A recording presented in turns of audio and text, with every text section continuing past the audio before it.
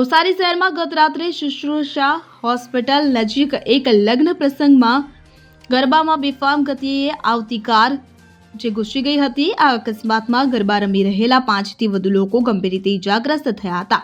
Car ચાલકે steering પરથી કાબુ ગુમાવ્યો હતો અને ફૂલ સ્પીડમાં કાર ગરબા રમી રહેલા ટોળામાં ઘુસાડી દીધી હતી।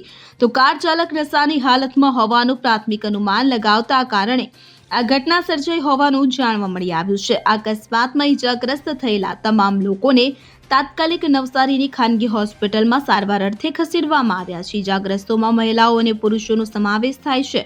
આ ઘટનાને પગલે લગ્ન પરિવારમાં શોકનો માહોલ છવાઈ ગયો છે।